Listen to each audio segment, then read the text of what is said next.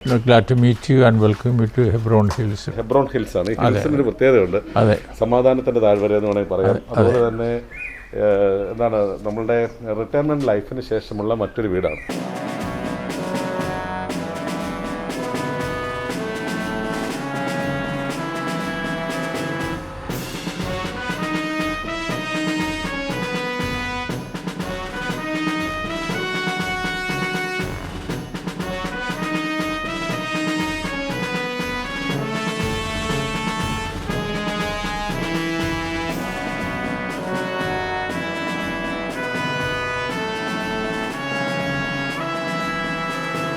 Social റിഫോമേഴ്സിന് ഒരാൾ ഇറങ്ങിത്തിരിക്കുമ്പം സമൂഹം അവരെ ക്രൂശിക്കുന്നത് നമ്മുടെ ചരിത്രം അങ്ങനെയാണല്ലോ, ക്രിസ്തുവിനെ ക്രൂശിച്ചത് നമ്മൾ കണ്ടതാണ്. അതെ അതെ.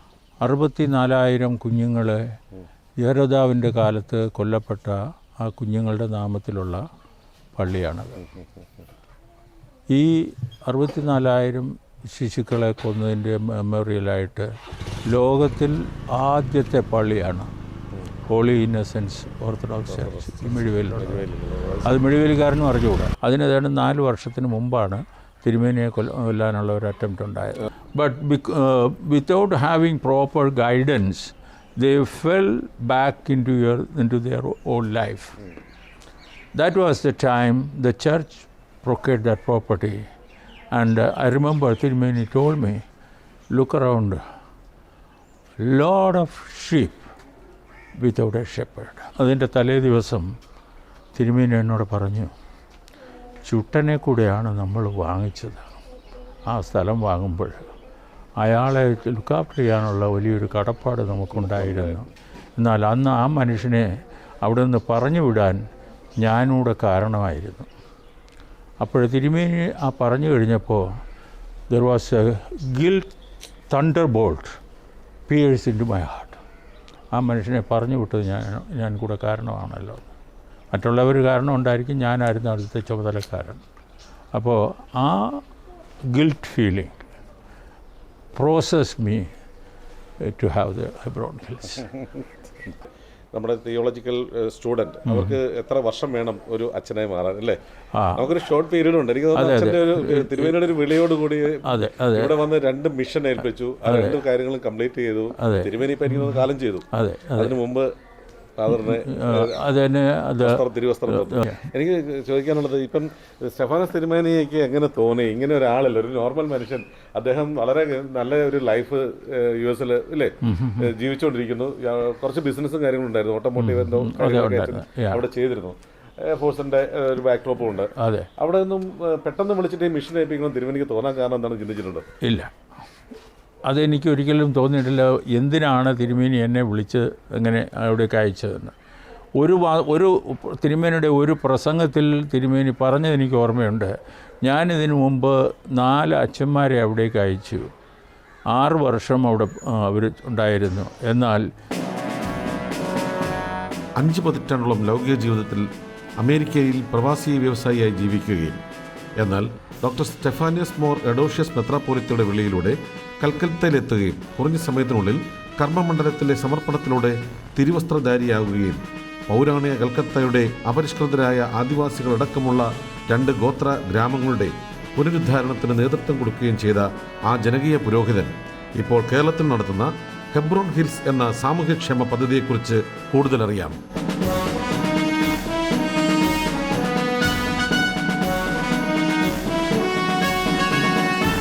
ഇത് ഹെബ്രോൺ ഹിൽസ് ആണ്. ഈ ഹിൽസിന് ഒരു പ്രത്യേകതയുണ്ട്.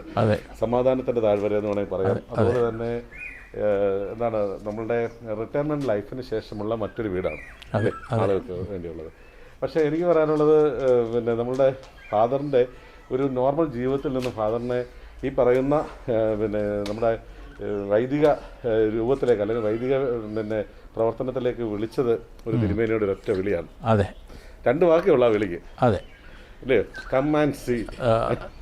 എൻ്റെ ആത്മീയ പിതാവ് doctor Stephanos Mar Theodosius metropolitan of the Calcutta diocese of the Indian orthodox church. And his vision was to bring Christian faith, the St. Thomas faith to North India, where a lot of people are out of touch of human care.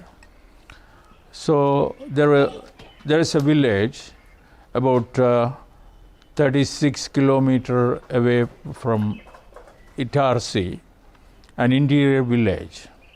The church procured a land over there, about 4.5 to 5 acres of land, which is situated in the midst of the tribal people. And there was a situation when I was in the US. I was physically disabled, and my doctor certified that you will be confined to the wheelchair for the rest of your life. At that moment, I wrote letters to several metropolitans and even heads of the churches of the Orthodox Church. And I was replied by His Grace Dr. Stephanos Martheodosius. And His Grace said only 2 words: come and see. That was so golden word for me in my life. That turned out to be the golden words in my life. That was in 1986. After my disability situations, when the doctor said you will be confined to the wheelchair for the rest of your life. Okay. And I wrote, that's the time I wrote to Tirumeni requesting that I like to do some missionary work. Okay. ആ സമയത്തേക്ക് come back to normal life. അതെ അതെ. അതിനുശേഷം അച്ഛൻ്റെ പിതാവിൻ്റെ വിളി നേരെ കൽക്കട്ടയിലേക്കാണ്. അതെ, നോർത്ത് ഇന്ത്യയിലേക്കാണ്. ഈ നോർത്ത് ഇന്ത്യയിലേക്ക് വരുന്ന സമയത്ത് നമ്മൾ പറഞ്ഞതുപോലെ എന്തിനാണ് വിളിച്ചതെന്നോ എന്താണ് ചെയ്യേണ്ടതെന്നോ ഒരു അർത്ഥമില്ല. ജീവിതത്തിലാണ് നമ്മൾ നിൽക്കുന്നത്. I had no clue. അതെ, ഞാൻ എൻ്റെ 13 years എയർഫോഴ്സ് ലൈഫ് കഴിഞ്ഞ് സ്റ്റേറ്റ്സിൽ പോയി. I went into States in 1975. അതിനുശേഷം 86 എൻ്റെ ആക്സിഡൻ്റ് ഉണ്ടായത്. അതിനെ തുടർന്നുള്ള കാലയളവാണ് ഈ എപ്പിസോഡ് തിരുമേനിയുമായിട്ടുള്ള ബന്ധം പുലർത്തുന്നതൊക്കെ. സോ തിരുമേനി എന്തിനായിരുന്നു വിളിച്ചത്? ഒരു പക്ഷേ തിരുമേനി എന്ന് പറയുന്നത് ഭിലായി മിഷൻ്റെ സ്ഥാപകനാണ്, മക്കോടി മിഷൻ്റെ സ്ഥാപകനാണ്.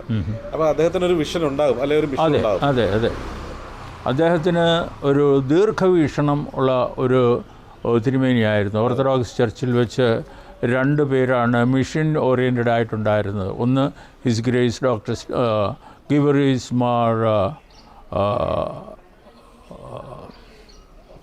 Ostatios Tirumeni from Mavelikara, and His Grace Dr. Stephanos Martheodosius from the Calcutta Diocese. And when I joined with him, having that call, stayed with him. അപ്പോഴും 2 വാക്ക് മാത്രമേ പറഞ്ഞുള്ളൂ. എന്തിനാണ് എന്നെ വിളിച്ചത് ചോദിച്ചപ്പോൾ stayed with him 2 months in his ashram, and one evening he called me and asked, there is a place called Makodia, can you go there? I said, tribal area.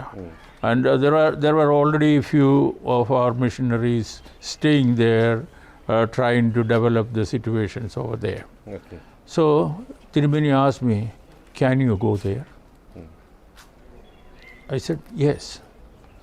Then in a turnaround, I asked him, what am I going to do there? He said, go and see. 2 words, come and see and go and see. Once, that was the calling of a fisherman who is called to fish the mankind. And the other one was assignment to go and cast your net. അത് എനിക്ക് തോന്നുന്നത് ഒരു മനുഷ്യൻ, ഒരു normal മനുഷ്യനിൽ ഉണ്ടാക്കുന്ന ഒരു change, ഒരു കൺവേർഷനാണ് അല്ലേ? ഒരു പുരോഹിതനിലേക്കുള്ള കൺവേർഷനിൽ ഉപയോഗിച്ച 2 സുവിശേഷങ്ങളാണ്. Come and see and go and see. Yes. അതിൽ നിന്ന് തുടർന്ന് ഞാൻ 5 വർഷം ഈ മക്കോഡിയ വില്ലേജിൽ താമസിച്ചു. അതിന് വളരെ historically lot of importance to that village. There were a lot of people around who were Christians one time. That was, Christianity was planted there in 1900. by a European missionary. And there were few Christians, but without having proper guidance, they fell back into their old life. That was the time the church procured that property. And I remember Tirumeni told me, look around, lot of sheep without a shepherd. I remember that. And from there onwards, I stayed there 5 years in Makodia, tried to develop several things, including Balawadi started with 5 kids in a cattle shed. Now, by God's grace, that is a higher secondary school in that village. Many of the Christians also ask me, what are you going to do there in the village? Making a school there. But by grace, God's providence, that place is a higher secondary school. One of the best students last year came from that school. Oh, very nice. ജബൽപൂരിലുള്ള സമൽത്ത് പിപ്പിരിയ എന്ന ഗ്രാമം, അവിടെ 1997 ഒരു ഭൂകമ്പം ഉണ്ടായി. കുറേയേറെ ആളുകളുടെ വീടുകൾ നഷ്ടപ്പെട്ടു. നിയർ ബൈ മിലിറ്ററി ക്യാമ്പ് വെറുതെയർ, മിലിറ്ററിയുടെ മെയിൻ കോൺസെൻട്രേഷനുള്ള ഒരു സ്ഥലമാണ് ജബൽപൂർ. ആർമറിയൊക്കെ ഉള്ള സ്ഥലം, underground armories and everything, they were all destroyed. In that village, we walked in and we built 65 houses. By the fund was given from the church through the different well-wishers. And Father George Matthew, he was one of the priests when I went to Vilaya Ashram the first time. That was in 1992, April, I think second week. Samat Pipiria tribal area, no? Samat Pipiria is also a tribal village, mainly people from Patels and Gond. These are the tribal people they have. That situated between Maharshi Veda Vidyalaya and Gurudwara at the shore of Narmada river. Next to that was the cremation ground at the shore of Narmada. So early morning when you look at that, you can see so many spots, smokes coming out where the people are cremated. So such a situation. എന്നാലും നമ്മൾ നേരത്തെ സൂചിപ്പിച്ചല്ലേ മത്തായി ഇല്ലേ, മത്തായിൽ നിന്നാണ് father P Mathew ആലക്കാട്ടാകുന്നത്. അപ്പം അതൊരു യാത്രയായിരുന്നു. ശരിക്കും പറഞ്ഞാൽ പലപ്പോഴും ഞാൻ ചിന്തിച്ചിട്ടുണ്ട്, ഒരു പിന്നെ നമ്മുടെ തിയോളജിക്കൽ സ്റ്റുഡൻറ് അവർക്ക് എത്ര വർഷം വേണം ഒരു അച്ഛനായി മാറാൻ അല്ലേ?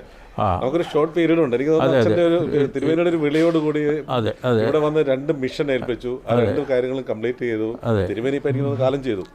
അതിനു മുമ്പ് അതെന്നെ എനിക്ക് എന്നെ 94 എന്നെ ഡീക്കനായിട്ട് എലിവേറ്റ് ചെയ്തു. 99 മെഴുവേലി ഹോളി ഇന്നസെൻ്റ് ഓർത്തഡോക്സ് ചർച്ചിൽ വെച്ച് എന്നെ പ്രീസ്റ്റ്ഹുഡിലേക്ക് എടുത്തു. എനിക്ക് ചോദിക്കാനുള്ളത്, ഇപ്പം സ്റ്റെഫാനോസ് തിരുമേനിക്ക് എങ്ങനെ തോന്നി ഇങ്ങനെ ഒരാളല്ല, ഒരു നോർമൽ മനുഷ്യൻ, അദ്ദേഹം വളരെ നല്ല ഒരു ലൈഫ് US ഇല്ലേ ജീവിച്ചുകൊണ്ടിരിക്കുന്നു. കുറച്ച് ബിസിനസ്സും കാര്യങ്ങളും ഉണ്ടായിരുന്നു, ഓട്ടോമോട്ടീവ് എന്തോ അവിടെ ചെയ്തിരുന്നു. എയർഫോഴ്സിന്റെ ഒരു ബാക്ക്ഡ്രോപ്പും ഉണ്ട്. അവിടെ നിന്നും പെട്ടെന്ന് വിളിച്ചിട്ട് മിഷൻ ഏൽപ്പിക്കണം തിരുമേനിക്ക് തോന്നാൻ കാരണം എന്താണെന്ന് ചിന്തിച്ചിട്ടുണ്ടോ? ഇല്ല, അതെനിക്ക് ഒരിക്കലും തോന്നിയിട്ടില്ല. എന്തിനാണ് തിരുമേനി എന്നെ വിളിച്ച് എങ്ങനെ അവിടേക്ക് അയച്ചതെന്ന്. ഒരു തിരുമേനിയുടെ ഒരു പ്രസംഗത്തിൽ തിരുമേനി പറഞ്ഞത് എനിക്ക് ഓർമ്മയുണ്ട്. ഞാനിതിനു മുമ്പ് 4 അച്ഛന്മാരെ അവിടേക്ക് അയച്ചു. 6 വർഷം അവിടെ അവർ ഉണ്ടായിരുന്നു. എന്നാൽ ഈ മനുഷ്യൻ 1 മാസം കൊണ്ട് അവർ 6 പേരും ചെയ്തിട്ടില്ലാത്ത അധികം സംഗതികൾ അവിടെ ചെയ്തു എന്ന് തിരുമേനി ഒസ്താത്യോസ് തിരുമേനിയുടെ മുമ്പിൽ വെച്ച് പറഞ്ഞത് എനിക്ക് ഓർമ്മയുണ്ട്. അല്ലാതെ എന്താണ് അദ്ദേഹത്തെ ഇൻസ്പയർ ചെയ്തതെന്ന് ചോദിച്ചാൽ ഇറ്റ് ഈസ് ഗോഡ്സ് ഇൻസ്പിറേഷൻ എന്ന് എനിക്ക് പറയാനുള്ളത്. അതെ അതെ. 5 വർഷത്തോളം ആണ് സെമിനാരി, നാഗ്പൂർ സെമിനാരി അതിൻ്റെ ആരംഭകാലമായിരുന്നു. 5 വർഷത്തെ ടീച്ചിങ് ആൻഡ് തിയോളജിക്കൽ സ്റ്റഡീസ് ആയിരുന്നു ഇവിടെ ഉണ്ടായിരുന്നത്. ഈ അവസരത്തിൽ തന്നെയാണ് എന്നെ സമത് പിപ്പിരിയ വില്ലേജിൽ മിഷനെ ഏൽപ്പിക്കുന്നത്. അന്ന് സെമിനാരിയുടെ പ്രിൻസിപ്പൾ ഡോക്ടർ ബിജേഷ് ഫിലിപ്പ്, അദ്ദേഹമായിരുന്നു എൻ്റെ പ്രിൻസിപ്പൾ. ഞാൻ ഈ ജബൽപൂർ ഭൂകമ്പം ഉണ്ടായ അവസരത്തിൽ അച്ഛനോട് ഞാൻ സംസാരിച്ചു. അച്ഛാ, നമ്മൾ സെമിനാരിയായിട്ട് നമ്മുടെ ചർച്ചയായിട്ട് നമുക്ക് എന്നാ ചെയ്യാൻ സാധിക്കും? ആ ഒരു ചോദ്യം വിജേഷ് അച്ഛൻ അത് വളരെ സ്ട്രോങ് ആയിട്ട് എടുത്തു. He brought the matter into the faculty and the faculty agreed to go forward and do something. അങ്ങനെയാണ് സമത്വ പെരിയ വില്ലേജിൻ്റെ മിഷൻ ആരംഭിച്ചത്. അവിടെ 62 വീടുകളും ഒരു കമ്മ്യൂണിറ്റി ഹാളും ഒരു സ്റ്റാഫ് ക്വാർട്ടേഴ്സും അവിടെ ഉണ്ടാക്കി.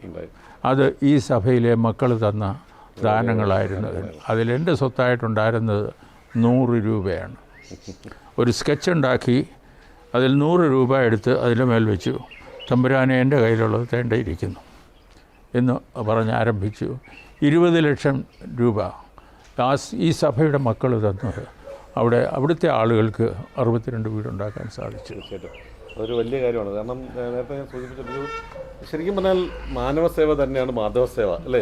തമ്പുരാൻ. അപ്പം അത് തിരിച്ചറിയുകയും ആ ഒരു പ്രവർത്തനത്തിന് വേണ്ടി ഒരു വിളി വരികയും അമേരിക്കയിൽ നിന്നും ഇന്ത്യയിലേക്ക് എത്തി, നോർത്ത് ഇന്ത്യയിൽ പ്രത്യേകിച്ച് കൽക്കത്തയിൽ എൻ്റെ കൂടെ ഉണ്ടായിരുന്ന എന്നെ അന്ന് ഞാൻ റിസീവ് ചെയ്ത അച്ഛന് ആയിരുന്നു. ഈ വിശേഷങ്ങളൊക്കെ നടന്ന് കേൾക്കാം. അദ്ദേഹം ഇപ്പോൾ reverend George Mathew Ramban, is A Munk. Ramban എന്ന് പറഞ്ഞ ഓർത്തഡോക്സ് ചർച്ചിലെ മങ്കാണ്, സെലിബ്രേറ്റ് പ്രീസ്റ്റ്. ആൻഡ് 1921 എനിക്ക് ഓപ്പൺ ഹാർട്ട് സർജറി ഉണ്ടായപ്പോൾ അദ്ദേഹം ബിലായിൽ നിന്ന് ഈ മിഷൻ ടേക്കപ്പ് ചെയ്ത് എൻ്റെ കൂടെ വന്നു. സോ അത് കഴിഞ്ഞ് എൻ്റെ കോവിഡ് വന്നപ്പോൾ 25 days I was in Caritas hospital. അവിടെ വെച്ചൊരു പ്ലഡ്ജ് ചെയ്തു. ഇവിടെ ആ കാണുന്ന ബിൽഡിങ് 10 സെൻറ്റ് സ്ഥലം അതിന് മുമ്പ് വാങ്ങിച്ചതാണ്, 20 lakh രൂപ കൊടുത്ത്. അവിടെ ഡോക്ടറിനോട് പറഞ്ഞു, your lungs cloudy, 65% it is cloudy. Then I said okay. അവിടെ കിടന്നുകൊണ്ട് പ്രാർത്ഥിച്ചു. അവിടെ അച്ഛൻ്റെ കാര്യം പറഞ്ഞുകൊണ്ടിരിക്കുക. അത് അപ്പോൾ ബിലായിൽ ഇതിൻ്റെ ഓപ്പൺ ഹാർട്ട് കഴിഞ്ഞു. ബിലായിൽ നിന്ന് അച്ഛൻ വന്ന് തന്നെ he send me and prayed over me and sent me to admitted me in the hospital. And he took over the mission over here. സന്തോഷം. അങ്ങനെ ഒരാൾ എങ്ങനെ തോന്നി അങ്ങനെ ഇങ്ങനൊരു മിഷൻ ഏറ്റെടുക്കണമെന്ന്? അത് അവിടെ ഞാൻ 40 വർഷത്തോളം ഉണ്ടായിരുന്നു വിലായിൽ. അവിടെ കഴിഞ്ഞപ്പോഴത്തേക്ക് പിന്നെ വയസ്സൊക്കെ ആയി വരുമ്പോൾ നാട്ടിൽ എവിടെയെങ്കിലും ഒരു സെൻട്രൽ സേവിക്കാം എന്നുള്ള ഒരു ചിന്ത വന്നു. അപ്പോൾ അച്ഛനെ പണ്ടേ അറിയാമല്ലോ. അപ്പോൾ ആ കൂട്ടത്തിൽ അച്ഛനെ ഇങ്ങനെ ചോദിച്ചു. ശരി വരാം എന്ന് പറഞ്ഞ് ഇവിടെ വന്നു. 1 വർഷത്തോളം ഉണ്ടായിരുന്നു അവിടെ. അത് കഴിഞ്ഞ് വീണ്ടും 1-2 വിഷയം ഇവിടെ നിന്ന് പോയി നോർത്ത് ഇന്ത്യയിൽ, റോഹായിൽ. ഇപ്പോൾ അത് കഴിഞ്ഞ് 1 വർഷമായി ഇവിടെ വന്നത്. അപ്പോൾ അങ്ങനെ ഇപ്പോൾ ഇവിടെ താമസിക്കുന്നു. തീർച്ചയായിട്ടും അച്ഛൻ്റെ മിഷനും ഒക്കെ എങ്ങനെയാണ് നമുക്ക് ഫീൽ ചെയ്തിട്ടുള്ളത്? ഒരു സഹപ്രവർത്തകർ ആരും ചെയ്യാത്തൊരു കാര്യമില്ലയോ. അപ്പോൾ അമേരിക്കയിലൊക്കെ നല്ല രീതിയിൽ താമസിക്കാവുന്ന ഒരു സിറ്റുവേഷനിൽ നിന്ന് നാട്ടുമ്പുറത്തേക്ക് വന്ന് എന്തെങ്കിലുമൊക്കെ ചെയ്യാമെന്ന് പറയുന്നത് ആരെങ്കിലും വരുമോ? Nobody welcome. ശരിക്കും ഇപ്പോൾ എൻജോയ് ചെയ്യുന്നുണ്ടെന്ന് എനിക്ക് തോന്നുന്നത്, ഇല്ലേ? ഒരുപാട് പേരൻസ് നമുക്കുള്ള പോലെ, ഒരുപാട് റിലേറ്റീവ്സ് ഉള്ള പോലെ അല്ലേ അച്ഛന് തോന്നുന്നത്? എൻ്റെ ഇവിടെയുള്ള റെസിഡൻസിൻ്റെ റിലേറ്റീവ്സൊക്കെ സ്റ്റേറ്റ്സിലുണ്ട്. കഴിഞ്ഞ അതെല്ലാം കുഴപ്പമില്ല. അവിടെ ഒരു വടി കാണും. എൻ്റെ മോനെ എൻ്റെ വടി അവിടെ നിന്ന് എടുത്തു. എൻ്റെ ഇവിടെയുള്ള റെസിഡൻസിൻ്റെ മക്കളൊക്കെ സ്റ്റേറ്റ്സിലുണ്ട്. അപ്പോൾ അവരൊക്കെ ഞാൻ മുക്കാലുമുള്ള കഴിഞ്ഞ വിസിറ്റിൽ ഏപ്രിൽ പാഷൻ വീക്ക് മുതൽ ജൂലൈ ഫസ്റ്റ് വീക്ക് വരെ സ്റ്റേറ്റ്സിലുണ്ടായിരുന്നു. ഇതിനിടയ്ക്ക് 13 പള്ളികൾ സന്ദർശിച്ചു. എല്ലാം അമേരിക്ക ആൻഡ് കാനഡ അതിലുള്ള പള്ളികളാണ്. എന്നാൽ ഈ ഏരിയയിലെല്ലാം എൻ്റെ ഇവിടെയുള്ള റെസിഡൻസിൻ്റെ മക്കളുടെ കൂടെയാണ് ഓരോ ദിവസം അല്ലെങ്കിൽ ഒരാഴ്ച അവിടെ ഞാൻ താമസിച്ചത്. എന്ന് പറഞ്ഞാൽ ഈ മക്കൾ ഈ പേരൻസിനെ എങ്ങനെ കെയർ ചെയ്യുന്നു എന്നുള്ള അവർക്കുള്ള ആ ഫീഡ്ബാക്ക് അതൊത്തിരി ഹെൽപ്ഫുള്ളായിരുന്നു. ഞാൻ പറഞ്ഞു വന്നത് ഈ കോവിഡ് വന്നപ്പോൾ അവിടെ കിടന്നുകൊണ്ട് ഡോക്ടർ എന്നോട് പറഞ്ഞു your lungs is cloudy about 65%. So it was a critical stage, whether we will live or die. അപ്പോൾ അന്ന് വാങ്ങിച്ച ഈ സ്ഥലത്ത് അതിന് 1 വർഷം മുമ്പേ വാങ്ങിച്ച 20 ലക്ഷം രൂപ കൊടുത്ത് വാങ്ങിയ 10 സെൻറ്റ് സ്ഥലത്ത് I said I will build house for homeless. അങ്ങനെയാണ് അത് സ്റ്റാർട്ട് ചെയ്യുന്നത്. അതെ, വാർദ്ധക്യത്തിലുള്ളവർ ഹോം ഫോർ ഹോംലെസ്, അവർക്ക് വീടില്ലാത്ത വാർദ്ധക്യത്തിലുള്ള ആളുകൾക്ക്, മക്കൾ അബാൻഡൻ ചെയ്തു പോയവർ, അങ്ങനെയുള്ള ആളുകളൊക്കെ ആയിട്ട് 4 വീടുകൾ. അത് ഒന്ന് ഇവിടെ ഒരു ഫാമിലി ഓർത്തഡോക്സ് ചർച്ചിൻ്റേതായ എൻ്റെ മദർ പാരീഷിലുള്ള ഒരു ഫാമിലിക്ക്, ഒന്ന് ഓർത്തഡോക്സ് അതിൻ്റെ ആലക്കോട്ട് ഫാമിലിയിൽപ്പെട്ട ഒരാൾക്ക്, ഒന്ന് ഇവിടുത്തെ SNDP-യിൽ പെട്ട ഒരാൾക്ക്, അത് കഴിഞ്ഞാൽ ഒരു വീട് ജനമൈത്രി, പോലീസ് ജനമൈത്രിയിലുള്ള ഒരാൾക്ക്. അങ്ങനെ 4 വീടുകൾ കൊടുക്കാൻ ഇത് ചെയ്തു. ആദ്യം രജിസ്റ്റർ ചെയ്ത് SNDP-യിൽ പെട്ട ഒരു വിഡോയാണ്. അതുപോലെ ചർച്ചിൽ നിന്നുള്ള ഒരു ഫാമിലിയുണ്ട്. പിന്നെ 2 വീടുകൾ ഇപ്പോഴും ഫ്രീ ആയിട്ടുണ്ട്. അത് ഇവിടെ നമ്മുടെ ലാൻഡ് സ്ലൈഡൊക്കെ ഉണ്ടായല്ലോ, വയനാട് ആ എപ്പിസോഡിൽ 2 പേർക്ക് അവിടെയുള്ളവരെ, അവർക്കൊരു വീടുണ്ടാകുന്നവരെ ഇവിടെ താമസിക്കത്തക്ക വിധത്തിൽ ക്രമീകരിക്കാൻ നമ്മുടെ ഡിസ്ട്രിക്ട് കളക്ടറുടെ അടുത്ത് ഒരു അനുമതി കൊടുത്തുകൊണ്ട്, റിക്വസ്റ്റ് ചെയ്തുകൊണ്ട് അതൊക്കെ അങ്ങനെ ചെയ്തു. ഇതൊക്കെ നമ്മൾ കാണുന്നത് മുഴുവനും ഇവിടുത്തെ ഒരു ഫാം ഹൗസാണ്. ഇവിടെ ആവശ്യമുള്ള ഭക്ഷണങ്ങളിൽ ഒരു മായവും ഇല്ലാതെ, അല്ലേ, ഒരു പെസ്റ്റിസൈഡോ മറ്റുള്ള കാര്യങ്ങളോ ഒന്നും ഏൽക്കാത്ത നല്ല ഫുഡ് കൊടുക്കാനായിട്ട് അച്ഛൻ ഉണ്ടാക്കിയിട്ട് കണ്ടോ എന്തെല്ലാം കാരണം. അതുപോലെ തന്നെ ഒരു വലിയ നമുക്കൊരു ഫിഷറീസ് സംവിധാനമുണ്ട്. ഇവിടെ 10 അടി താഴ്ചയും 40 അടി സ്ക്വയർ ഫീറ്റിലുള്ള ഒരു വലിയ കുളമുണ്ട്. ആ കുളത്തിൽ നല്ല ഫിഷ് ഉണ്ട്. ഈ കഴിഞ്ഞ ദിവസം പിടിച്ച ഒരു മീൻ 5 കിലോ തൂക്കം ഉണ്ടായിരുന്നു. പിന്നെ കുറച്ച് താറാവ്, പാത്ത, അതൊക്കെയുണ്ട്, മുയൽ, അതുകൊണ്ട് അവിടെ ഒരു 15 പശുക്കളുണ്ട്. അതിൻ്റെ ഒരു എരുമയൊക്കെ ആയിട്ട് അതിൻ്റെ പാല് ഇവിടുത്തെ നമ്മുടെ ഇതിൻ്റെ സപ്പോർട്ടിങ് എലിമെൻറ്റ്സാണ് ഇതെല്ലാം ഈ റിട്ടയർമെൻറ്റ് ഹോമിനുള്ള. അതായത് അവിടെ താമസിക്കുന്നവരുടെ നീഡിന് ഇതെല്ലാം ഉതകണം. അത് ഇവിടെ തന്നെ പ്രൊഡ്യൂസ് ചെയ്യുന്നുള്ള കൺസെപ്റ്റ്. ഇതൊക്കെ തേവദോസ് തിരുമേനിയുടെ ആശയമാണ്. തിരുമേനി അവിടെ ഒരു വലിയ ഫാർമറായിരുന്നു. He had 42 acre land. 42 acre land. അദ്ദേഹം ദിവസവും രാവിലെ എഴുന്നേറ്റ് ആ ഫാമിലൂടെയൊക്കെ നടക്കും, കൃഷിയൊക്കെ കാണും. അപ്പോൾ അദ്ദേഹത്തിൽ നിന്ന് കിട്ടിയ ഇൻസ്പിറേഷനാണ് എന്നെ. അതെ. ഇപ്പോൾ ഇവിടെ വന്നതിന് ശേഷം ഇപ്പോൾ കൽക്കത്തയിൽ നിന്ന് ഇങ്ങനെ നമ്മൾ അച്ഛൻ്റെ ഈ ഒരു വലിയൊരു മിഷൻ സപ്പോർട്ട് ചെയ്യാനായിട്ട് വരുന്നു. പിന്നീട് അത് തുടർച്ചയായിട്ട് അതിൻ്റെ ലുക്ക് ആഫ്റ്റർ ചെയ്യുന്നതിന് വേണ്ടി ഒരു ശ്രമം നടത്തുന്നത്. പിതാവിന് എങ്ങനെയാണ് ഇത് മനസ്സിൽ ഇവിടെ വന്നപ്പോൾ കണ്ടപ്പോൾ എന്ത് തോന്നി? ഞാൻ 21 തൊട്ട് വരുന്നുണ്ട്. അതെ. ഇടയ്ക്കിടയ്ക്ക് വരുമായിരുന്നു. അപ്പോൾ ഇത് നല്ല ഒരു ആശയമാണ്. നോക്കാനില്ലാത്ത ആളുകളെ താമസിപ്പിക്കുകയും അവരെ കെയർ ചെയ്യുകയും ചെയ്യുന്നത് ഇന്നത്തെ സമൂഹത്തിൽ വളരെ ആവശ്യമുള്ള കാര്യമാണല്ലോ. അപ്പം ഇടയ്ക്കിടയ്ക്ക് വന്നിവിടെ താമസിച്ച് ഇടയ്ക്ക് താമസിക്കുകയും വേറെ വിഷയങ്ങളൊക്കെ പോയായിരുന്നു. അപ്പോൾ പിന്നെ അവസാനം ഇവിടെ തന്നെ ആയി. പൂർണ്ണമായിട്ട് ഇതിൽ സ്റ്റിക്ക് ഓൺ ചെയ്തു. അല്ല, ഞാൻ ചോദിച്ചത് ഇവിടുത്തെ ഒരു ആംബിയൻസ് ഉണ്ടല്ലോ, നമുക്ക് ഇവിടുന്ന് കണ്ടു കഴിഞ്ഞാൽ വിട്ടു പോകാൻ തോന്നുന്നില്ല, അല്ലേ? എല്ലാം ഒരു സിസ്റ്റമാറ്റിക് ആയിട്ട് നമുക്ക് സുഖമായിട്ട്, നമുക്കും ഫ്യൂച്ചറിനെ പറ്റി അറിയില്ല. അതെ. പ്രകൃതിയോട് ഏറ്റവും ഇടങ്ങി നിൽക്കുന്നത് ഒരു കാം ആൻഡ് ക്വയറ്റ് പ്ലേസ് ആണ്. ഒരു വില്ലേജിൻ്റെതായിട്ടുള്ള എല്ലാ അനുഗ്രഹങ്ങളും നന്മയും ഉള്ളൊരു സ്ഥലം. അവിടെ കൃഷിവരന്മാരുണ്ട്. അച്ഛനെ സംബന്ധിച്ച് പറഞ്ഞാൽ, ശരിക്കും പറഞ്ഞാൽ എനിക്ക് തോന്നുന്നു കൽക്കട്ടയിൽ ഇതിലായിൽ മറ്റേ മക്കോഡിയയിലുണ്ടായിരുന്ന സമയത്ത് അവിടെ എപ്പോഴും വഴക്കും ബഹളങ്ങളും ഒക്കെ ആയിട്ട് നടന്ന ഒരാളുടെ മാനസാന്തരപ്പെടുത്തി കൂടെ കൂട്ടാൻ സാധിച്ചു. അദ്ദേഹത്തിൻ്റെ അത് സമത് പിപ്രിയ വില്ലേജിലാണ് ഇവിടെ താമസിക്കുന്ന ഒരു ഫാമിലി. അയാൾ അവിടെ സമത് പിപ്രിയ വില്ലേജിൽ വർക്ക് നടക്കുമ്പോൾ, കൺസ്ട്രക്ഷൻ വർക്ക് നടക്കുമ്പോൾ അവിടെ മണ്ണ് വെട്ടാനും മേശരിയായിട്ടും എല്ലാ തുറകളിലും വർക്ക് ചെയ്തിരുന്നു. പിന്നെ അവിടുത്തെ ലേബേഴ്സിനെ മാനേജ് ചെയ്യുകയും അറേഞ്ച് ചെയ്യുകയൊക്കെ ചെയ്തിരുന്ന ഒരു മനുഷ്യനാണ്. ഒരു ദിവസം ഇയാൾ വിയർത്തോടി എൻ്റെ അടുത്ത് വന്നു. പോലീസ് ആയാ ഹേ മേരെ കോ ഢൂണ്ട് രഹേ. അപ്പോൾ ഞാൻ ചോദിച്ചു എന്നാ പറ്റി. അപ്പോൾ കഴിഞ്ഞ രാത്രി ഇവിടെ ഒരു ലപ്പട ഉണ്ടായി, അവർ എന്തെങ്കിലും ഉണ്ടെങ്കിൽ എന്നെ അവർ നോക്കുന്നു, നോട്ടപ്പുള്ളിയാണ്. അവൻ അന്നത്തെ ദിവസം ഒന്നും അറിഞ്ഞ വിഷയമല്ല. പക്ഷേ എന്തെങ്കിലും ഒച്ചപ്പാടുണ്ടായാലും അവൻ ആദ്യം അവിടെ ചെല്ലും. അതാണ് സ്ഥിതി. അപ്പോൾ ഞാൻ പറഞ്ഞു, നീ ഒരു കാര്യം, നീ ഒന്നും അറിഞ്ഞാലല്ലോ, നീ പോയി ജോലി ചെയ്തോളാൻ പറഞ്ഞു.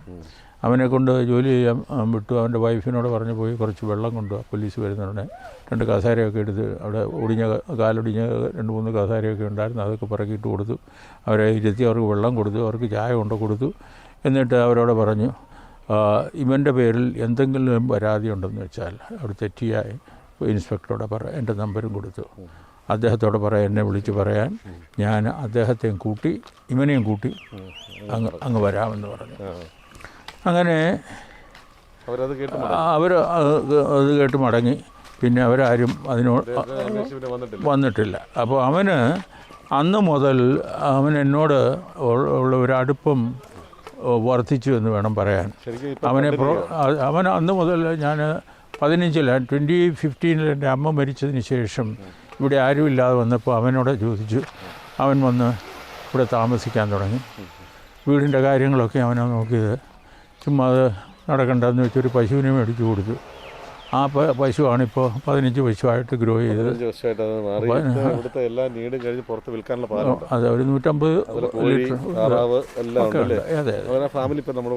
അതെ, അത് അവരിവിടെ അവരുടെ മക്കളും കൊച്ചുമക്കളും ഒക്കെ അവിടെയുണ്ട്.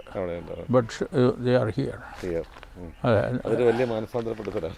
ഒരു ഫാമിലി അല്ലെങ്കിൽ ഒരാളിൻ്റെ വ്യക്തി ജീവിതത്തിലുണ്ടായ ഒരു വലിയ മാറ്റം, ഒരു പുരോഗതിന് എങ്ങനെയാണ് ഒരാളെ രൂപാന്തരപ്പെടുത്താൻ പറ്റുക എന്നുള്ളതും അച്ഛൻ കാണിക്കുന്നത്. ഇവിടെ എനിക്ക് ചോദിക്കാനുള്ളത്, ഇപ്പം ഇവനെപ്പറ്റി ഒരു കാര്യം കൂടെ പറയാനുണ്ട്. അവനോട് ഞാൻ ഒരിക്കലും പറഞ്ഞിട്ടില്ല നീ ക്രിസ്ത്യാനിയാകണം അല്ലെ ഇവിടുത്തെ പ്രാർത്ഥനയ്ക്ക് വരണം, ഒരിക്കലും പറഞ്ഞിട്ടില്ല. അവൻ എന്നോട് ചോദിച്ചു എനിക്കൊരു കുരിശുമാല വേണമെന്ന്. ഞാൻ ഒരു കുരിശുമാല മേടിച്ചു കൊടുത്തു. അതവൻ വളരെ സീക്രട്ടായിട്ട് കരുതുന്നുണ്ട്. ഇവിടെ സന്ധ്യാ നമസ്കാരത്തിന് അവിടെ കല്ലുവിളക്ക് കത്തിക്കും. അത് അവൻ്റെ ജോലിയാണ്. ഈ പറഞ്ഞ സമുദ്രപെരിയായിൽ നിന്ന് വന്ന ആ വ്യക്തി അവനോട് ഞാൻ പറഞ്ഞല്ലോ, അവന് ഒരു ദിവസം പറഞ്ഞു എനിക്കൊരു കുരിശുമാല വേണമെന്ന്. ഞാനൊരു വെള്ളി കുരിശുമാല മേടിച്ചുകൊണ്ട് കൊടുത്തു. അവനത് അങ്ങനെ ഇടുന്നുണ്ട്. ഇവിടെ പ്രാർത്ഥനയുടെ സമയമാകുമ്പോൾ ആ കല്ലുവിളക്ക് അവനാണ് ഒന്ന് കത്തിക്കുക. അത് ചുമ്മാതെ വന്ന് വീടി വലിച്ചേച്ച് കത്തിക്കുന്നല്ല, വീടി വലിക്കും. പക്ഷേ അപ്പോഴേക്കും അവൻ കുളിച്ച് ശുദ്ധനായിട്ടാണ് എന്ന് ആ കല്ലുവിളക്ക് കത്തിക്കുക. ലളിത് എന്നാണ്, ലളിത് ബർമൻ എന്ന് അവരുടെ ട്രൈബിൻ്റെ പേരാണ്.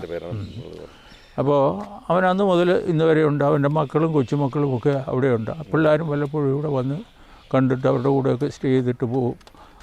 ആണ്ടിലൊരിക്കൽ ഒരു മാസമൊക്കെ അവർ രണ്ടുപേരും ഓരോരുത്തരും മാറി മാറി അവരുടെ വീട്ടിൽ പോകും, തിരിച്ചു വരും. തീർച്ചയായിട്ടും ഹെബ്രോൺ ഹില്ലിലെ വിശേഷങ്ങൾ നമ്മൾ പറഞ്ഞ് വന്നിട്ട് അത് മറന്നുപോയി. ഹെബ്രോൺ ഹില്ല് ശരിക്കും പറഞ്ഞാൽ ഇപ്പം നിൽക്കുന്നത് ഏകദേശം 10ഓളം അല്ലേ? അതെ, എനിക്കിപ്പോൾ 10 പേര് ഇപ്പോൾ അവിടെയുണ്ട്. അതെ, 10ഓളം അച്ഛനമ്മമാരെയാണ് അതിൽ സൂക്ഷിച്ച് നോക്കുന്നത്. അപ്പം ഇതിൽ ശരിക്കും പറഞ്ഞാൽ അവർക്ക് അവരുടെ വീട് മിസ്സാകാതെ, അവരുടെ മക്കളെ മിസ്സാകാതെ അല്ലേ, അതുപോലെ തന്നെയുള്ള ട്രീറ്റ്മെൻ്റ് ആണ് ഇവിടെ കൊടുക്കുന്നത്. അതിലൊരു പ്രത്യേകതയുള്ളത്, നടക്കുകയോ വീൽ ചെയറിൽ വരാനോ സാധിക്കുന്ന ആളുകൾക്ക് ഞങ്ങൾ ഒന്നിച്ചിരുന്ന് ഭക്ഷണം കഴിക്കും. ഉച്ചയ്ക്കും രാവിലെയും ഞങ്ങൾ ചിലപ്പം താമസിച്ചായിരിക്കും വരുന്നത്, അല്ലെങ്കിൽ ഞാൻ നേരത്തെ കഴിക്കും. അല്ലെങ്കിൽ ഉച്ചയ്ക്കും വൈകിട്ടും ഒക്കെ ഇവിടുത്തെ പ്രെയർ കഴിഞ്ഞാൽ എല്ലാവരും കൂടി ഇരുന്ന് ഭക്ഷണം കഴിക്കും. അത് തന്നെ ഒരു ഹോംലി അറ്റ്മോസ്ഫിയർ അവിടെ ക്രിയേറ്റ് ചെയ്യും. പിന്നെ നഴ്സസ് ഉണ്ട്, 24 hours നഴ്സസും കെയറുണ്ട്. എന്നിട്ട് അവരെ കൈക്ക് പിടിച്ച് അവരുടെ മുറിയിൽ കൊണ്ടാക്കും. വെളുപ്പിന് 5 മണിക്ക് പ്രെയറുണ്ട്. 5:30 ആയാൽ അത് പ്രെയർ കഴിഞ്ഞാൽ ഉടനെ അവർക്കൊക്കെ ബെഡ് കോഫി കൊണ്ട് കൊടുക്കും. അത് കഴിഞ്ഞ് ഒരു 7:30 ആകുമ്പോഴത്തേക്ക് അവർക്ക് ബ്രേക്ക്ഫാസ്റ്റ് ഉണ്ട്. അത് ഒരു മെനു അങ്ങനെ ചേഞ്ച് ചെയ്തുകൊണ്ടായിരിക്കും. ഒരു ദിവസം ദോശ, ഒരു ഇഡ്ഡലി അല്ലെങ്കിൽ ഇടിയപ്പം, ഇതെല്ലാം നമ്മുടെ റൈസ് പ്രൊഡക്റ്റൊക്കെ ആയിരിക്കും. ഈ ഹെബ്രോൺ ഹില്ലിലെ ഏറ്റവും കൂടുതൽ ഇഷ്ടപ്പെട്ടൊരു സർവീസ് എന്ന് പറഞ്ഞാൽ, ഇപ്പം നമ്മൾ ഫാമിലി ആയിട്ട് എല്ലാവരും കൂടെ ഒരു ട്രിപ്പ് പോകണമെന്നൊക്കെ ആഗ്രഹിക്കുമ്പോൾ അച്ഛനമ്മമാരുടെ പ്രായാധിക്യം കാരണം അവരെ ചിലപ്പോൾ ഊട്ടി കൊടൈക്കനാലൊക്കെ ആയിരിക്കും, ആ തണുപ്പിലേക്കൊക്കെ പോകാൻ അവർക്ക് പറ്റത്തില്ല. പക്ഷേ സെർവൻറ്റിനോട് മാത്രമാക്കി അവിടെ ആക്കിയിട്ട് പോകാൻ അവർക്ക് മടിയായിരിക്കും അല്ലേ?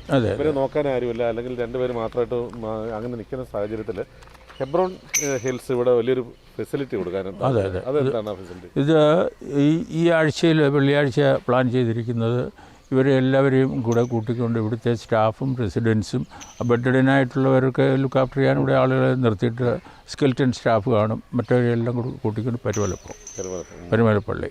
അത് കഴിഞ്ഞാൽ നമ്മൾ ഒരു ദിവസം ബോട്ടിങ്ങിന് കൊണ്ടുപോകും. ഇവിടെ കഴിഞ്ഞ പ്രാവശ്യം കൊണ്ട് അത് കോട്ടയത്തല്ല ആലപ്പുഴ ബോട്ടിങ് ഒരു ദിവസം ഞങ്ങൾ അവിടെ സ്പെൻഡ് ചെയ്യും. എന്നിട്ട് വെളിയിലത്തെ ഭക്ഷണമൊക്കെ ആയിട്ട് പേരൻസിനെ കൊണ്ടുവന്ന് ഒരു ദിവസത്തേക്ക് നിർത്താൻ പറ്റുന്ന ഒരു സംവിധാനം പറഞ്ഞു. അതെ, ഇവിടെ അതിന് 2 വിധമുണ്ട്. ഒന്ന് അഡൽട്ട് കെയർ എന്ന് പറയുന്നത് ജോലിക്ക് പോകുന്നവർ രാവിലെ അവരെ ഇവിടെ കൊണ്ടുവന്നാക്കിയിട്ട് പോയാൽ അവരുടെ ജോലി കഴിഞ്ഞ് വരുമ്പോൾ അവരെ ഇവിടുന്ന് പിക്ക് ചെയ്തുകൊണ്ട് പോകാം. അപ്പോൾ ആ ബിറ്റ്വീൻ ടൈം അവരെ കെയർ ചെയ്യുന്നത് നമ്മുടെ സ്റ്റാഫായിരിക്കും. അവരുടെ ഫുഡും അക്കോമഡേഷനും എല്ലാം കൂടെ അത് കൊടുക്കും. അപ്പോൾ അങ്ങനെ അഡൽട്ട് കെയർ അത് എല്ലാ ദിവസവും രാവിലെയോ വൈകിട്ടോ എങ്ങനെയായാലും കുഴപ്പമില്ല. We have the staff to manage. രണ്ടാമത് റെസ്പിറ്റ് കെയർ എന്നൊരു സംഗതിയുണ്ട്. അതിപ്പോൾ ഇവരൊക്കെ പെർമനൻ്റായിട്ട് മാസം തോറും അവരുടെ പേയ്മെൻറ്റൊക്കെ നടത്തിക്കൊണ്ടിരിക്കുന്നത്. ഇപ്പോൾ ഒരാൾ വീട്ടിൽ തന്നെ ലുക്ക് ആഫ്റ്റർ ചെയ്യുന്ന ഒരാൾക്ക് അവർക്ക് എങ്ങോട്ടെങ്കിലും ഒന്ന് പോകണം, വേണ്ടപ്പെട്ടവരുടെ ഒരു കല്യാണത്തിനുണ്ട് പോകണം, അല്ലെങ്കിൽ എന്തൊരു ബ്രേക്ക് ചെയ്യണം, മാറി നിൽക്കേണ്ട ഒരു ആവശ്യം വന്നാൽ അവരെ നമ്മളെ ഏൽപ്പിച്ചിട്ട് പോയാൽ അവർ മടങ്ങി വരുന്നവരെയുള്ള അവരുടെ ടേക്കിംഗ് കെയർ ഓഫ് അവരുടെ ആവശ്യങ്ങളൊക്കെ നമ്മൾ മീറ്റ് ചെയ്തുകൊണ്ട് അവർക്ക് എന്തൊക്കെയാണ് വേണമെന്നുള്ളത് ഇവർ തന്നെ പറയുമല്ലോ. ഇപ്പം ഇവിടെ ഉള്ള ആളുകളുടെയൊക്കെ മക്കളൊക്കെ നല്ല ഹാപ്പിയാണോ? They are very happy to my understanding. എവിടെയൊക്കെ ഉള്ളവരായിരിക്കും? വിദേശ രാജ്യങ്ങളിലുള്ളവരാണ്? ഇവിടെ സ്റ്റേറ്റ്സിൽ നിന്നുള്ളവരുണ്ട്, കാനഡയിൽ നിന്നുള്ളവരുണ്ട്, ഗൾഫിൽ നിന്നുള്ളവരുണ്ട്, പിന്നെ സ്വിറ്റ്സർലൻഡിൽ നിന്നുള്ളവരുണ്ട്, അയർലൻഡിൽ നിന്നുള്ളവരുണ്ട്. മക്കളൊക്കെ അവിടെയൊക്കെ ആകുമ്പോൾ അതിലൊരു പ്രത്യേകത, എനി ടൈം അവർക്ക് എപ്പോഴും അവർക്ക് സമയമുണ്ടോ ദേ ക്യാൻ കോൾ. അവർക്ക് ആ വീഡിയോ കണക്ട് ചെയ്തുകൊണ്ട് അവർ ചെയ്യാൻ പറ്റും. അതെ അതെ, ഡസൻ മാറ്റർ, 24 hours ഇതുണ്ട്. ഇവിടെ 1-2 പേര് മരിച്ചു, 1-2 പേര് ഇവിടെ മരിച്ച ഒരാൾ 98 വയസ്സുള്ള ഒരപ്പച്ചനാണ്.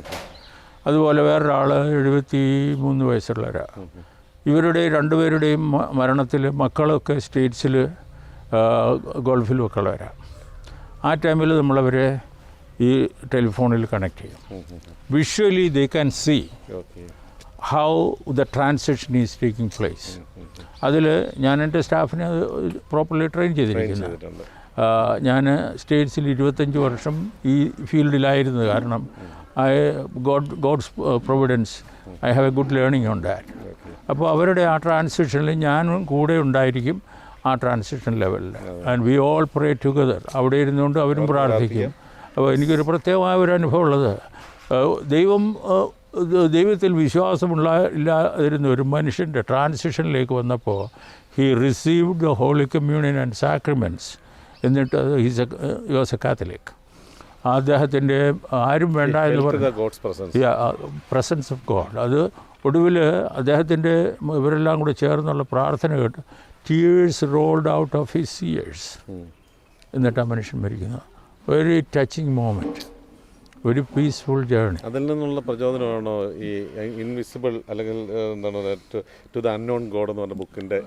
അത് ടു ദ അൺനോൺ ഗോഡ് എന്നുള്ള അതിൻ്റെ ആശയം തന്നെ മക്കോഡിയയിൽ ഉള്ള അവിടുത്തെ ആ ലൈഫിൽ അവിടെ കുറച്ച് ക്രിസ്ത്യാനികളൊക്കെ ഉണ്ട്. അത് അവിടുത്തെ ആ വില്ലേജിലുള്ള അവർ വാസ്തവത്തിൽ ഹിന്ദുയിസത്തെ പറ്റി ഞാൻ അല്പം മനസ്സിലാക്കാൻ സാധിച്ചത് അവിടുത്തെ ഹിന്ദുക്കളിൽ നിന്നാണ്. ക്രിസ്ത്യൻ ലവ് എന്താണെന്ന് മനസ്സിലാക്കിയത് അവിടുത്തെ ആദ്യമുള്ള ക്രിസ്ത്യാനികളിൽ നിന്നാണ്.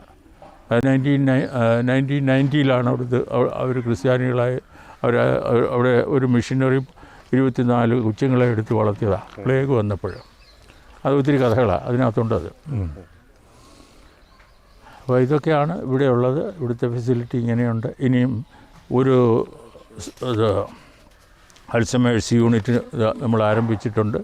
അവിടെ ഒരു 10 പേരെ താമസിപ്പിക്കാനുള്ള ഫെസിലിറ്റി എല്ലാം ഒരു പഴയ ബിൽഡിംഗ് ഉണ്ടായിരുന്നു, അതിനോട് അഡ്ജസ്റ്റൻ്റായിട്ട് 10 പേര് താമസിക്കാൻ നഴ്സിംഗ് കെയർ. സോഷ്യൽ റിഫോമേഴ്സിന് ഒരാൾ ഇറങ്ങിത്തിരിക്കുമ്പം സമൂഹം അവരെ ക്രൂശിക്കുന്നത് നമ്മുടെ ചരിത്രം അങ്ങനെയാണല്ലോ, ക്രിസ്തുവിനെ ക്രൂശിച്ചത് നമ്മൾ കണ്ടതാണ്. അതെ അതെ. അപ്പം ഫാദറിന് അത്തരം ദുരനുഭവങ്ങൾ ഈ പറഞ്ഞ നോർത്ത് ഇന്ത്യയിലും ഇവിടെയൊക്കെ ഉണ്ടായിട്ടുണ്ടോ? നോർത്ത് ഇന്ത്യയിൽ 1-2 സംഗതികളുണ്ടായിട്ടുണ്ട്. പക്ഷേ അവിടെയെല്ലാം I was carried in the spirit. അത് വലിയ പവർഫുള്ളായ റെസ്പോൺസ് ആയിരുന്നു അവിടെ ഉണ്ടായിരുന്നത്. ഞാൻ ഒന്ന് ഷെയർ ചെയ്തത്, അവിടെ വീടുകളുണ്ടാക്കുന്ന അവസരത്തിൽ ആ നദിയിൽ നിന്ന് മണൽ വാരുന്നതിനെ പറ്റിയൊരു കോൺട്രവേഴ്സി ഉണ്ടായിരുന്നു. അവിടുത്തെ അതെ, അവിടുത്തെ he was one of the richest person in Jabalpur. അവിടുത്തെ ലിക്വർ കോൺട്രാക്ടറായിരുന്നു, കംപ്ലീറ്റ് ഡിസ്ട്രിബ്യൂഷൻ. നദിയിലെ മണ്ണ് അയാളാണ് കോൺട്രാക്ട് എടുത്ത് ലേലം ചെയ്യുന്നത്. അങ്ങനെയുള്ള സ്ഥലത്ത് ഒരു ദിവസം രാത്രിയിൽ വിളിച്ച് പറഞ്ഞു, ഇനി എൻ്റെ നദിയിലിറങ്ങി മണ്ണ് വാരിയിട്ടുണ്ടെങ്കിൽ നിന്നെയും നിൻ്റെ ട്രക്കും കൂടെ ഒന്നിച്ച് ഞാൻ ഈ നദിയിൽ ഒഴുക്കുമെന്ന് പറഞ്ഞു. അപ്പോൾ നിങ്ങൾ അവിടുന്ന് തൊഴിലാളികൾക്കാണ് വീട് വെച്ച് കൊടുക്കുന്നത്. അതെ. അപ്പോൾ അതുകൊണ്ട് നിങ്ങൾ തടസ്സം പറയാതെ അവർക്ക് വേണ്ടി വല്ലതും നിങ്ങൾ ചെയ്യുന്ന ഒരു കാര്യമായിരിക്കും എന്നൊക്കെ പറഞ്ഞു. അവന് കുറച്ചുകൂടെ അണ്ടർസ്റ്റാൻഡിംഗ് ഉള്ള ഒരു മനുഷ്യനായിരുന്നു. അവിടുന്ന് ആവശ്യമുള്ള മണ്ണ് വാരിക്കോളാൻ പറഞ്ഞു. So about 65 truck load sand from the river we got it from there. അതാണ് നമ്മളൊരു വിഷയത്തിൽ ഫേസ് ചെയ്യാതെ പിന്തിരിഞ്ഞ് പോയിരുന്നെങ്കിൽ ആ 62 പേർക്ക് ആകാശം മറിച്ചുള്ള ഭവനം നിർമ്മിച്ചു കൊടുക്കാൻ നമ്മുടെ ദൈവം ഇടയാക്കത്തില്ല.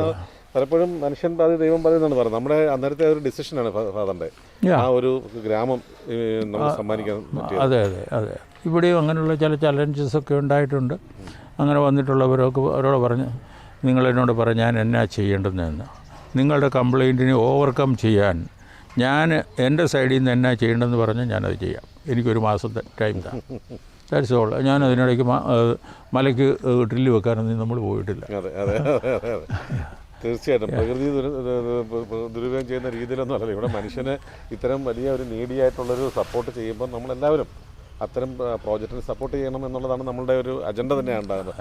എന്തായാലും എനിവേ പിന്നെ മറ്റൊരു ബുക്കും കൂടെ എഴുതി, ഹോളി ഇന്നസെൻറ്റ് ഇൻഫൻറ്റ് മാർട്ടിയേഴ്സ്. അത് നമ്മൾ അധികം അറിയപ്പെടാത്ത ഒരു സംഗതിയാണ് ശിശു സഹോദയന്മാരെന്നുള്ളത്. ഇത് മിഴിവേലി ഹോളി ഇന്നസെൻറ്റ് ഓർത്തഡോക്സ് ചർച്ച്. അവിടെ എത്രയായിരുന്നു, 64,000 കുഞ്ഞുങ്ങളെ യഹരോദാവിൻ്റെ കാലത്ത് കൊല്ലപ്പെട്ട ആ കുഞ്ഞുങ്ങളുടെ നാമത്തിലുള്ള പള്ളിയാണത്. ഈ 64,000 ശിശുക്കളെ കൊന്നതിൻ്റെ മെമ്മോറിയലായിട്ട് ലോകത്തിൽ ആദ്യത്തെ പള്ളിയാണ് ഹോളി ഇന്നസെൻസ് ഓർത്തഡോക്സ് ചർച്ച് മിഴിവേലിലുള്ളത്. അത് മിഴിവേലിക്കാരനും അറിഞ്ഞുകൂടാ. വലിയ ചരിത്രമാണ്. ആലക്കോട്ടെന്ന് പറഞ്ഞ പേരിന് അർത്ഥമുണ്ടല്ലോ. ആലക്കോട്ട് എന്ന വാക്ക് തന്നെ വാസ്തവത്തിൽ ഈ ഇതുണ്ടല്ലോ, ആശാന്മാരെന്നുള്ള ആശയമാണ് ഇതിൽ. അത് ആലക്കോട്ട് അത് ആദ്യ പിതാക്കന്മാർ ഗുരുക്കന്മാരായിരുന്നു. വിദ്യാഭ്യാസത്തിൻ്റെ ആശാന്മാരെന്നാണോ? അത് ഗുരുകുലത്തിൻ്റെ അന്ന് അക്ഷരം പഠിപ്പിക്കുന്നവരായിരുന്നു അവർ. ആദ്യകാലം മുതൽ അവരൊക്കെ ഗുരുകുലം ഇതുണ്ടല്ലോ, നിലത്തെഴുത്ത് പഠിപ്പിക്കാൻ. അതെ, ആ വിധത്തിലാണ് അവരൊക്കെ അന്ന് അറിയപ്പെട്ടിരുന്നത്. ആലക്കോട്ടെന്ന് പറഞ്ഞാൽ അത് ആശാന്മാരെന്നുള്ള കൺസെപ്റ്റാണുള്ളത്. അത് ആരാമിക് കൺസെപ്റ്റാണ്. അതിൻ്റെ കുടുംബം ഇവിടെ തന്നെയായിരുന്നു. അതെ അതെ. മിഴിവേലി ഇതിനടുത്താണ്. ആ അടുത്ത ജംഗ്ഷൻ ആലക്കോട്ടെന്ന് പറയും. അവിടെയാണ് മാത്തൻ പെരുമാൾ എന്ന് പറഞ്ഞ ആളിനെ പന്തളം രാജാവ് കൊണ്ടുവന്ന് താമസിപ്പിച്ചത്. അതാണ് എൻ്റെ ചരിത്രം. അതാണ് ഫാദർ മാത്യു പി. അതെ അതെ അതെ അതെ. സോ നമ്മുടെ ഇത് കാണുന്നത് ഹെബ്രോൺ ഹിൽസാണ്. എന്തായാലും 2 പുരോഹിതന്മാരും കൂടെ ചേർന്ന്, ഇപ്പോൾ എനിക്ക് തോന്നുന്നു ഫാദറിനെ സംബന്ധിച്ചിട്ട് നേരത്തെ അങ്ങ് സൂചിപ്പിച്ചതുപോലെ അമേരിക്കയിലെ ജീവിതമൊക്കെ ഉപേക്ഷിച്ചിട്ട് നമ്മുടെ നോർത്ത് ഇന്ത്യയിൽ പോയിട്ട് പട്ടിണി പാവങ്ങളായിട്ടുള്ള ആദിവാസികളുടെ പുനരുദ്ധാരണത്തിന് വേണ്ടിയാണ് ഏറെ കഷ്ടപ്പെട്ടത്. അവിടെ ഒരുപാട് ഫൈറ്റ് ചെയ്യേണ്ടി വന്നു. എനിക്ക് തോന്നുന്നു അങ്ങയുടെ കാലഘട്ടത്തിൽ തന്നെ പിതാവിനെ കൊല്ലാനായിട്ടില്ലേ, കൊല്ലാനുള്ള ഒരു സംരംഭം ഞാൻ ചെല്ലുന്നതിന് മുമ്പാണ് അവിടെ ഉണ്ടായത്. അതിന് ഏതാണ്ട് 4 വർഷത്തിന് മുമ്പാണ് തിരുമേനിയെ കൊല്ലാനുള്ള ഒരു അറ്റംപ്റ്റ് ഉണ്ടായത്. എം വർഗീസ് അച്ഛൻ. ഞാൻ അദ്ദേഹത്തെ അമേരിക്കയിൽ 2-3 പ്രാവശ്യം കാണുകയുണ്ടായി. അന്ന് ആ പുള്ളിക്ക് അദ്ദേഹം ഇവർ കലാപകാരികൾ വന്നപ്പോൾ പൂട്ടിയിട്ട് താക്കോലെടുത്ത് അദ്ദേഹം താക്കോലെടുത്ത് കുളത്തിലോട്ട് അങ്ങനെ, എന്നിട്ട് അവിടെ നിന്ന് ഇറങ്ങി ഓടി. പക്ഷേ അദ്ദേഹത്തെ ആക്രമിച്ചു. അദ്ദേഹം ബ്ലഡ് ഫീൽഡ്, അദ്ദേഹത്തിന് മുറിവുകളൊക്കെ ഉണ്ടായിരുന്നു. അവിടെ ഓടി ഒരു സർദാർജിയുടെ വീട്ടിലാണ് ചെന്ന് അഭയം തേടിയത്. ആ സർദാർജി ഇദ്ദേഹത്തെ പ്രൊട്ടക്റ്റ് ചെയ്തു. പ്രൊട്ടക്ട് ചെയ്തു. അങ്ങനെ അബ്ദുല്ലാഹിൽ ആശ്രമത്തിലെ തിരുമേനിയെ അസാസിനേറ്റ് ചെയ്യാൻ വേണ്ടി ഉണ്ടായിരുന്ന ഒരു അറ്റംപ്റ്റ് ഉണ്ടായതാണ്. ആ കാലഘട്ടത്തിലൊക്കെ നമ്മൾ ഈ പറഞ്ഞിട്ട് അതിന് ശേഷമാണ് അവിടെ വരുന്നത്. അപ്പോൾ അത്രത്തോളം കലാപരൂക്ഷിതമായിട്ടുള്ള ഒരു സ്ഥലത്ത് ഈ പറയുന്ന ആദിവാസികളുടെ ഒരു ഉന്നമനത്തിന് വേണ്ടി കടന്നു വരികയാണ് അല്ലേ? അതെ അതെ. അപ്പോൾ ഒരുപാട് പ്രതിസന്ധികളിലൂടെ കടന്നു വന്നു. അതിനുശേഷം എന്തായാലും ശരിക്കും നനച്ചിരിക്കാതെ തന്നെ നമ്മൾ ദൈവ വൈദിക പട്ടത്തിലേക്ക് എത്തിച്ചു. അതെ. അത് കഴിഞ്ഞ് വാസത്തിൽ ഈ 2023 എന്നെ കോർപ്പിസ്കോപ്പാക്കി എലിവേറ്റ് ചെയ്തത്. വാസ്തവത്തിൽ ഞാൻ ആരോടും റിക്വസ്റ്റ് ചെയ്യാതെ ഈ സഭയിൽ ഈ ആലക്കോട്ട് കുടുംബത്തിൽപ്പെട്ട 2-3 പേരാണ് അതിന് മുൻകൈ എടുത്ത് മുന്നോട്ട് വന്ന് തിരുമേനിയൊക്കെ കണ്ട് അങ്ങനെ അത് വളരെ സൈലൻ്റായിട്ട് അങ്ങനെ പോകാൻ ഞാനത് കൂടുതൽ പുഷ് ചെയ്യാൻ പോയില്ല. ഞാൻ അവരോട് പറഞ്ഞു, എന്നെ അറിയുന്ന ഒരൊറ്റ അച്ഛനേ ഉള്ളൂ, അത് ഡോക്ടർ ബിജേഷ് ഫിലിപ്പ് അച്ഛനാണ്, എൻ്റെ സെമിനാരി പ്രിൻസിപ്പളായിരുന്നു. അങ്ങനെ ഒരാളെ എനിക്കറിയത്തുള്ളൂ. അല്ലാതെ എനിക്ക് എല്ലാ അച്ഛന്മാരെയും അറിയാം, തിരുമേനിമാരെയും അറിയാം, പക്ഷേ എൻ്റെ കാര്യത്തിന് വേണ്ടി ഞാൻ അങ്ങോട്ട് പോവുകയില്ല എന്ന് പറഞ്ഞു. അപ്പോൾ ബിജേഷ് അച്ഛൻ്റെ അടുത്ത് ചെന്ന് അവർ പറഞ്ഞു, ബാബാ തിരുമേനിക്ക് അദ്ദേഹം ഒരു ലെറ്ററും കൊടുത്തു. ചെന്ന് അത് ബാബാ തിരുമേനിയുടെ ചെന്ന് കഴിഞ്ഞപ്പോൾ കേട്ട് കാര്യങ്ങളൊക്കെ സംസാരം കഴിഞ്ഞ് ഞാൻ അമേരിക്കൻ ഡയസിസിൻ്റെ മെമ്പറാണ്. അപ്പോൾ അവിടുത്തെ തിരുമേനിക്ക് മാത്രമേ ഇത് ചെയ്യാൻ പാടുള്ളൂ, സഭയുടെ കോൺസ്റ്റിറ്റ്യൂഷൻ അനുസരിച്ച്, ട്രഡീഷൻ അനുസരിച്ച്. അപ്പോൾ അദ്ദേഹം ഇവിടെ നാട്ടിലൊരു സിനഡിന് വന്നപ്പോൾ എന്നോട് ചോദിച്ചെന്തോ ആയി.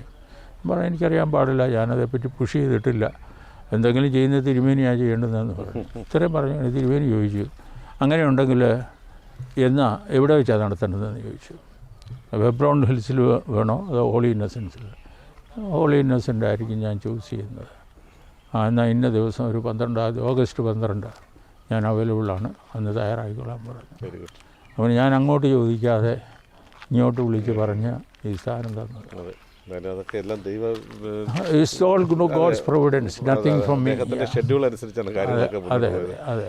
പിതാവിൻ്റെ വിളിയും അതിനുശേഷമുള്ള ഈ ഇടപെടലുകളും ഇങ്ങേറ്റം വന്ന് ഹെബ്രോൺ വില്ല ഹിൽസിലേക്ക് വന്നിരിക്കുന്നു. ഹെബ്രോൺ ഹിൽസിനെ ഫെസിലിറ്റീസിനെ കുറിച്ചൊക്കെ ഞാൻ പറയാം, അവരുടെ സർവീസിനെ കുറിച്ച്. ഹെബ്രോൺ ഇതിനിടയ്ക്ക് നമ്മുടെ കുമ്മനം രാജശേഖരൻ അദ്ദേഹമൊക്കെ ഇവിടെ വന്നിരുന്നു ഒരു ദിവസം. അത് വന്ന് ഇങ്ങനെ കേട്ടു, വന്ന് കണ്ട്. നല്ല എന്തെങ്കിലും ഗ്രാൻഡ് വല്ലതും ആയിട്ടുണ്ടോ നമുക്ക്? സെൻട്രൽ സ്റ്റേറ്റ് മിനിസ്റ്ററിയുടെ ഇല്ല ഒന്നും ആയിട്ടില്ല. ഞാനൊന്നിനും അപ്രോച്ച് ചെയ്തിട്ടില്ല. ഒരു NGO നോൺ പ്രോഫിറ്റ് ഓർഗനൈസേഷൻ എന്നുള്ള നിലയിൽ തന്നെ ഇത് മുന്നോട്ട് പോകുന്നു. ഹെബ്രോൺ ഹിൽസ് റിട്ടയർമെൻറ്റ് ഹോം നല്ലൊരു നമ്മുടെ അച്ഛനമ്മമാർക്ക് ഒരു നല്ല ഇടത്താവളമാണ്. അവർ ഈ പറഞ്ഞ പോലെ മക്കൾക്ക് നോക്കാൻ ആകാത്ത ഒരു സാഹചര്യം ഉണ്ടെങ്കിൽ ഇവിടെ മക്കൾ നോക്കുന്ന പോലെ തന്നെ അല്ലേ അവർക്ക് ഇവിടെ എല്ലാ വിധത്തിലുമുള്ള AC അടക്കമുള്ളത് പ്രൊവൈഡ് ചെയ്യുന്നുണ്ട്, എല്ലാ സംവിധാനങ്ങളും പ്രൊവൈഡ് ചെയ്യുന്നുണ്ട്. അതുപോലെ ഹെബ്രോൺ ഹിൽസ് ആംബുലൻസ് സർവീസ്, ഇവിടെ എനിക്ക് തോന്നുന്നു 24/7 ആംബുലൻസ് സർവീസ് നാട്ടുകാർക്കും പ്രയോജനപ്പെടുത്താം. അതുപോലെ തന്നെ അൾഷിമസ് കെയർ യൂണിറ്റാണ് ഇനി ആരംഭിക്കാൻ പോകുന്നത്. ഒപ്പം തന്നെ ഹെബ്രോൺ ഹിൽസ് കമ്പ്യൂട്ടർ സെൻറ്റർ ഒരു കാലത്ത് പ്രവർത്തിച്ചിരുന്നു, ഇനിയും അത് പുതിയ ഡയമെൻഷനിലേക്ക് കടന്നു വരുന്നു. ഈ നാട്ടിലുള്ള കുഞ്ഞുങ്ങൾക്ക് IT മേഖലയിലേക്കുള്ളൊരു ഫസ്റ്റ് സ്റ്റെപ്പ് എന്നുള്ള നിലയിലും അച്ഛൻ്റേതായിട്ടുള്ള ദീർഘവീക്ഷണത്തിലൂടെ ഒരു വലിയ സെറ്റപ്പ് ഇവിടെ ഒരുക്കിയിട്ടുണ്ട്. എന്നാൽ ഇതൊക്കെ നമ്മൾ യൂട്ടിലൈസ് ചെയ്യണം. നമ്മുടെ അദ്ദേഹത്തിന് മാത്രം വേണ്ടിയല്ല, ഇതൊരു സമൂഹത്തിൻ്റെ ഒരു സോഷ്യൽ ഒരു എൻഹാൻസ്മെൻറ്റിന് വേണ്ടി, അല്ലെങ്കിൽ ഒരു റിഫോർമേഷന് വേണ്ടിയാണ് ജീവിതം ഒഴിഞ്ഞു വെച്ചത് അല്ലേ? ഇനി 1-2 കാര്യങ്ങളൂടെ ചെയ്യാനുണ്ട്. ഇതിവിടെ ഇപ്പോൾ ഒരു ഫ്ലവർ മില്ല് പ്ലാൻ ചെയ്യാണ്. അത് സ്പൈസസ് ഇതെല്ലാം നമ്മളിവിടെ വാങ്ങിച്ച് ഇവിടെ പ്രോസസ്സ് ചെയ്തിട്ട് പൊടിച്ച് പാക്ക് ചെയ്ത് ഡിസ്ട്രിബ്യൂഷനൊക്കെ ഞങ്ങൾ ചെയ്തിട്ടുള്ള, കാരണം മലനാട് TV ഇന്ത്യയിലെ NGO മീഡിയയാണ്. So we are now trying to fight against cancer through this organic distribution. ഈ ഫുഡ്സ് ജനങ്ങളിലേക്ക് ഓർഗാനിക് ആയിട്ടുള്ളത് മാത്രമേ നിങ്ങൾ മേടിക്കാവൂ. അതും ഈ വിപണി വിലയേക്കാളും കുറഞ്ഞ വിലയ്ക്ക് ഞങ്ങൾ കൊടുക്കാൻ തയ്യാറാണ്. മധ്യവർത്തികളില്ലാതെ മലനാട് TV മധ്യവർത്തികളുടെ വേഷം ഇടാൻ പോവുക. അതായത് ക്യാൻസറിനെ ഇവിടെ നകറ്റുന്നതിന് ഭക്ഷണത്തിലെ മായത്തിനെതിരെ നമ്മൾ പടപൊരുതിയേ പറ്റുള്ളൂ. അപ്പോൾ അതിനുവേണ്ടി ചെയ്യുമ്പം അച്ഛനെ ചെയ്യുന്നതെല്ലാം നമ്മൾക്കും ഏറെ അടുത്ത് തന്നെ ചെയ്യാൻ പറ്റുന്ന ഒത്തിരി കാര്യങ്ങളാണ്. അതിൽ നമുക്ക് എൻഫോഴ്സ് എന്ന് പറഞ്ഞൊരു ഡിപ്പാർട്ട്മെൻ്റ് ഉണ്ട്. അതും നമുക്ക് ഈ പറഞ്ഞ റിട്ടയർമെൻറ്റ് ലൈഫിലുള്ള അമ്മമാരെ വീടുകളിൽ ചെന്ന് പരിപാലിക്കുന്ന ഒരു സംഭവമാണ്. അതും നമുക്ക് ഇവിടെ നിന്നുകൊണ്ട് നമ്മുടെ ഇവിടുത്തെ ഓഫീസ് ഇവിടെ ആക്കാം, ഹെബ്രോൺ ഹിൽസ് ആക്കാം. അങ്ങനെ പല പല കാര്യങ്ങൾ നമുക്ക് ഒരുമിച്ച് ജോയിൻ ടുഗദർ അല്ലേ? ഒരു സൊസൈറ്റിയുടെ അല്ലെങ്കിൽ ഒരു സമൂഹത്തിന്റെ നന്മയ്ക്ക് വേണ്ടി ചെയ്യുമ്പോൾ ഒരാൾക്ക് ഒറ്റയ്ക്ക് ചെയ്യുന്നതിനും ആ ലോഡ് എടുക്കുന്നതിനൊക്കെ ഒരു പരിമിതിയാണ്. എല്ലാവരും കൂടെ ആകുമ്പോൾ നമുക്കതൊരു വലിയ ഈസി അനുഗ്രഹമായിരിക്കും. അത് ടോട്ടലി നമ്മളുടെ ജീവിതത്തിൽ ഒരു വലിയ മാറ്റങ്ങൾ ഉണ്ടാകും. എന്തായാലും നമ്മൾ ഒരു ചെടി ഇപ്പോൾ നട്ടിരിക്കുകയാണ്, 100 തൈകൾ. ഇത് എവിടെയാണ് വെളിയിൽ നിന്ന് കൊണ്ടുവന്ന തൈയാണ്. ഒരു തൈക്ക് 200 രൂപ വിലയുണ്ട്. 100 തൈകൾ തയ്ച്ചിട്ട് അതിൻ്റെ ഫലം ആപ്പിൾ മാതിരി ഇരിക്കും.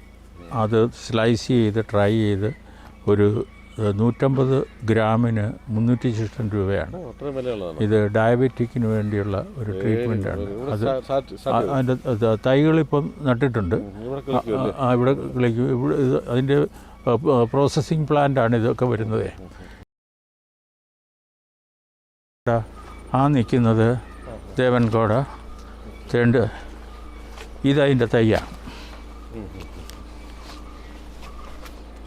ഇതതിൻ്റെ തയ്യാണ്.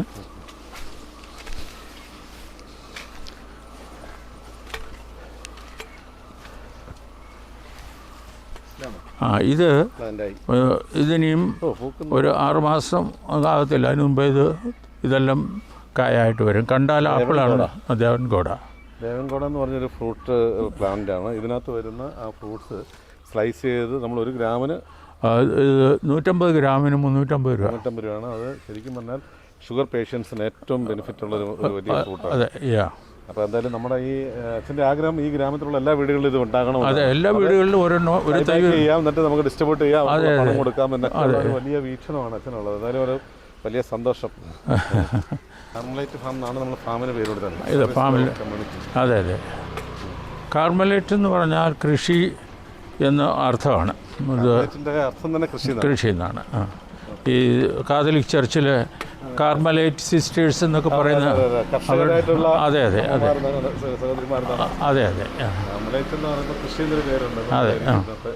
ഈ ഹെബ്രോൺ ഹിൽസിൻ്റെ പേര് ഹെബ്രോൺ എന്നത് ഹിബ്രു വേർഡാണ്. ഇത് അരാമിക്കിലും ഹിബ്രു ആണ്. ഇത് ഹെബ്രോൺ എന്നാണ്.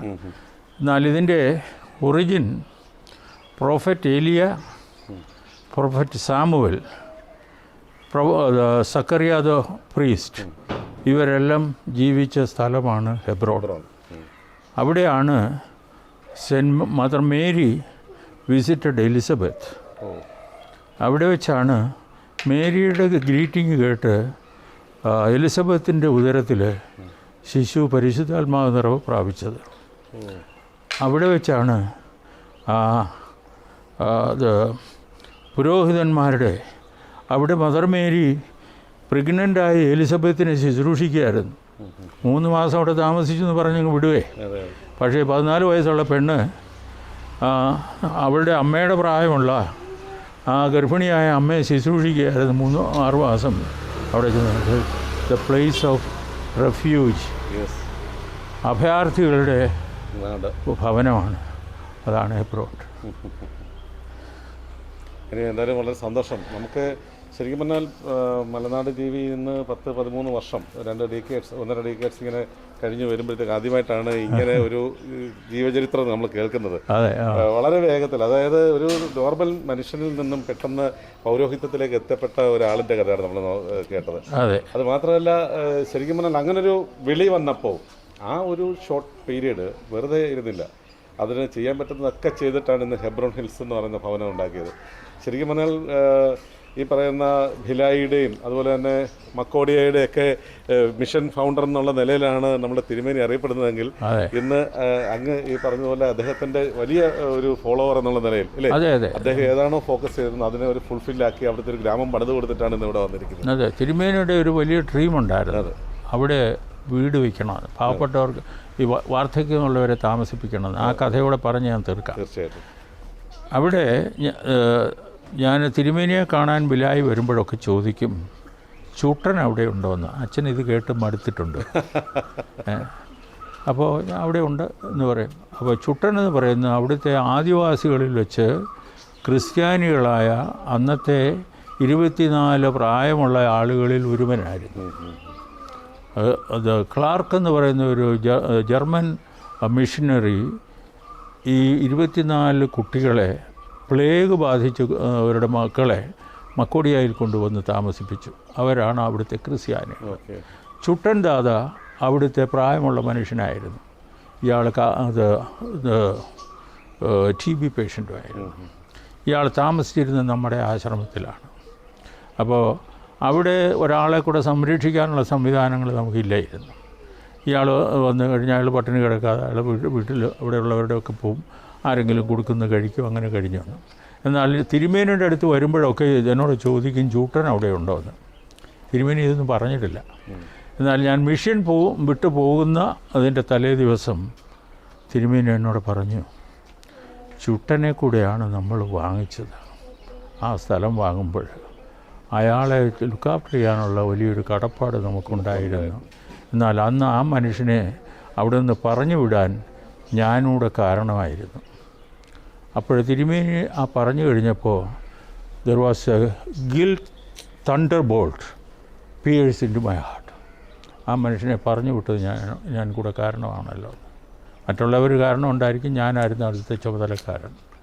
അപ്പോൾ ആ guilt feeling process me to have the Hebron hills. ഇതാണ് അതെ, മനുഷ്യന് എപ്പോഴും ഈ പറഞ്ഞതുപോലെ ഹ്യൂമൻ എറേഴ്സ് എപ്പോഴും ഉണ്ടാകും, അല്ലെങ്കിൽ അത് മനുഷ്യൻ ദൈവമായി പോകും അല്ലേ.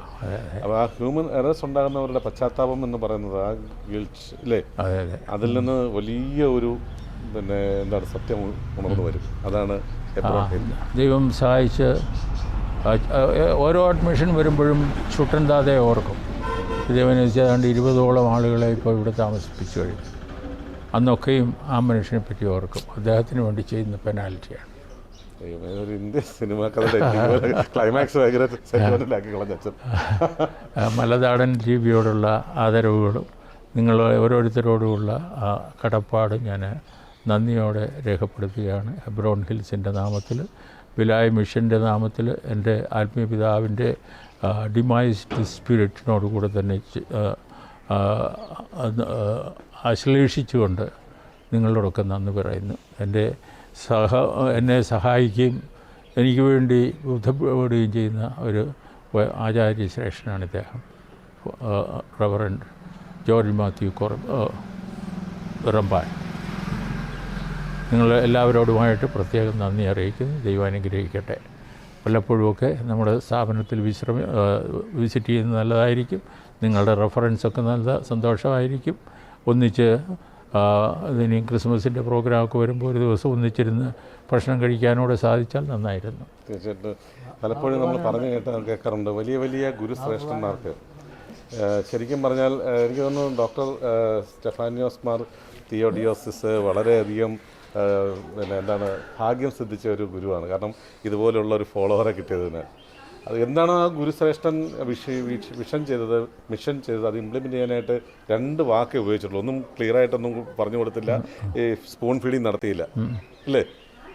കമാൻസി ഗോആൻസി, ഈ 2 വാക്കുകളുടെ അർത്ഥത്തിൽ ആഴത്തിൽ അറിഞ്ഞിട്ടാണ് ഫാദർ മാത്യു ആലക്കോട്ട് ഇന്ന് ഇത്രയും വലിയൊരു സേവന കേന്ദ്രം ഉണ്ടാക്കുക. അതിനകത്ത് നമുക്കൊരു ചെറിയ വിഷമമായിട്ടെന്നും ഈ എന്താണ് അതിൻ്റെ ചുട്ടൻ ദാത നിൽക്കുകയാണ്. അപ്പോൾ ഇന്ന് നമ്മുടെ മനസ്സിനകത്ത് ഇന്ന് ഒരു ചെറിയ അദ്ദേഹത്തിൻ്റെ മനസ്സിൽ വേദന ഉള്ളതുപോലെ നമ്മുടെ മനസ്സിൽ ചെറിയ നീറ്റൽ ഉണ്ടായി ചുട്ടൻ ദാതയെക്കുറിച്ച് പറയുമ്പോൾ. അപ്പോൾ എന്തായാലും ചുട്ടൻ ദാതയ്ക്കുള്ള പെനാൽറ്റി ആയിട്ടാണ്, അദ്ദേഹത്തിന് ഓർമ്മകൾക്ക് വേണ്ടിയുള്ളൊരു പെനാൽറ്റി ആയിട്ടാണ് അച്ഛൻ ഇവിടെ ഓരോരുത്തരെയും കൊണ്ടുവരുന്നതെന്നാണ് പറയുന്നത്.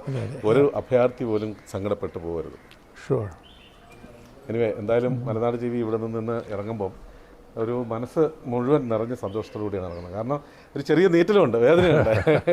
ജീവിതത്തിൽ ശരിക്കും പറഞ്ഞാൽ ഒരു വിളി, ആ വിളിയിലൂടെ ഒരു വലിയ പിന്നെ റിഫോർമേഷൻ ഒരു വ്യക്തിയിലുണ്ടാക്കിയ ആ തിരുമേനിയെ ഓർക്കുന്നു. അതുപോലെ തന്നെ ആ തിരുമേനിയുടെ വിളികൾക്ക് ഒബേ ചെയ്ത് അദ്ദേഹത്തിൻ്റെ വരികൾക്കിടയിലെ വാക്കായി മാറിയ ജീവിതമാണ് ഫാദർ മാത്യു ആലക്കോട്ട് വരച്ച് കാണിച്ചത്. അദ്ദേഹം പറഞ്ഞില്ല, വാക്കുകളൊന്നുമില്ല, 2 വാക്കുകൾക്കുള്ളിലാണ് എല്ലാം മനസ്സിലാക്കിയത്. അങ്ങനെ നോർത്ത് ഇന്ത്യയിലും ഇന്ന് സ്വന്തം നാട്ടിലും വളരെ വലിയ മാതൃകാപരമായിട്ടുള്ള ദൈവവേല ചെയ്യുന്ന ഒരു ദാസനെയാണ് നമ്മൾ കാണുന്നത്. മാനവ സേവയാണ് മാധവ സേവ.